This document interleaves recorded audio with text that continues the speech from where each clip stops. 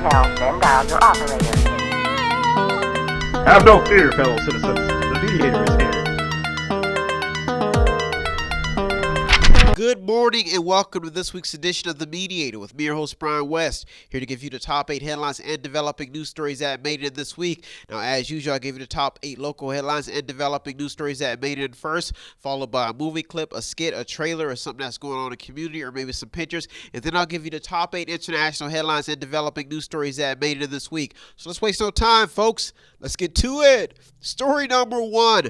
The local sports world is feeling the wrath of COVID-19 still. The local sports world has been gradually battling through the pandemic.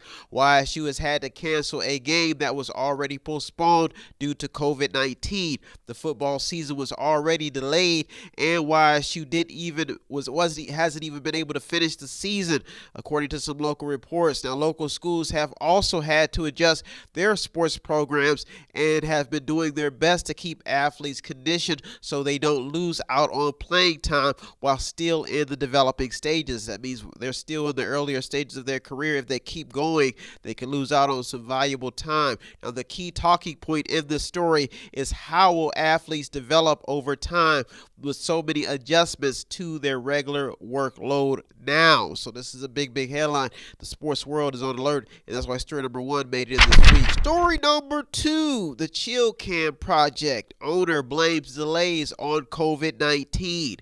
Youngstown is caught in a web with the Chill Cam plant on the east side in which legal action may not be able to untangle. The owner, Mitchell Joseph, says COVID-19 is the main reason for the delays in the project. Joseph's attorney says that at the moment they cannot give a timeline on when things will rev back up, but they have no intention to walk away from the project. The project started back in 2016, and the city tore down an entire neighborhood so it could be completed. They wanted jobs. The city also seeks to get back $1.5 million in water and wastewater funds, along with a 10-year tax abatement and about $400,000 that the city paid to purchase property for the project. This is according to a local Mediator article. Now, the company was supposed to bring 237 jobs to Youngstown by November, and I think it was November 22, and 150 were already supposed to be hired by now, as of today. Now, the company has only hired 2 people in present time. If you talk about at recent time, that's in comparison to 150, and the mayor has already given the company 60 days to get things up and running. So we'll see how this turns out. Story number 3. Someone local may have been planning to blow something up. Surrounding communities have had their fair share of local bomb threats, but after 100 explosives were found at a home in Hubbard Township, police are now investigating what was really going on at the residence. The report does say that someone was taken into custody and that the Youngstown bomb squad had to be called out and a road was closed to get things under control. This story is still developing. Story number 4. Local nursing homes have a handle on COVID-19. Local nursing homes have been able to contain the spread of the virus, as many have seen cases falling. Only the Austin Woods Rehab Healthcare Nursing Home has made headlines, ranking as the 17th highest when it comes to COVID-19 cases in the state. This is according to an Ohio Department of Health report. Now, Austin Woods is the only local nursing home that has made headlines because of a spike in cases. Every other local nursing home has somehow remained off of the radar. This story is important because when the virus first hit, nursing homes were at the top of the list when it came to cases and outbreaks. Now that the data is showing that cases are declining, this could pose as a sign of progress as numbers continue to go down. The big talking point in this story is that whatever nursing homes are doing to contain the spread of the virus, this could become the standard for other places on how to handle this very, very contagious disease.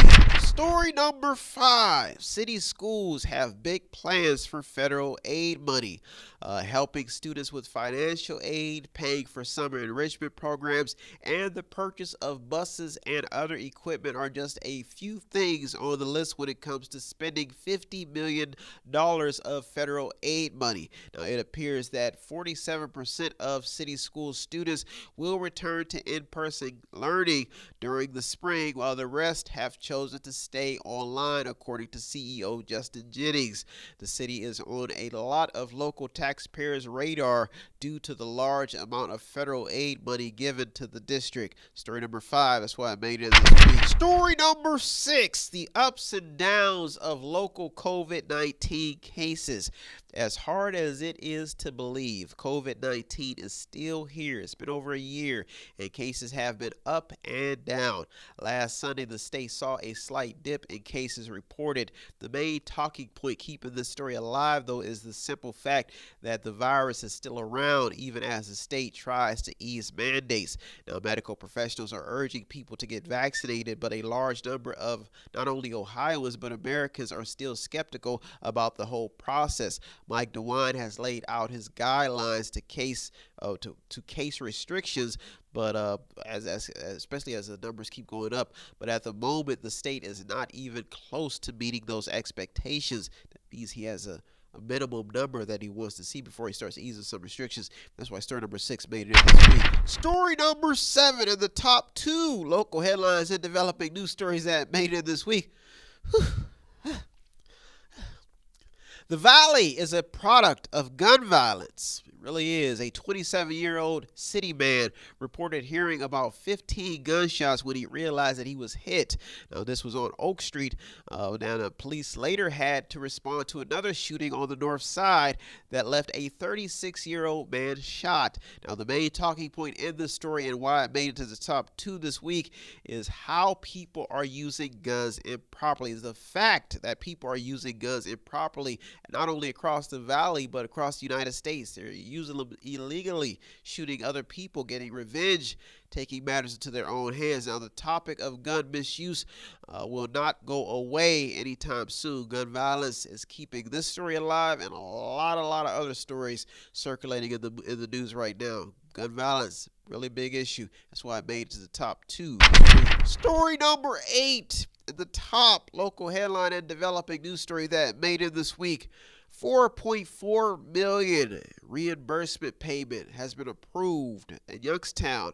Now, in a move to use federal aid money to reimburse the city's misuse of water funds that were used for economic development, the city is now setting itself up to be in a good position financially.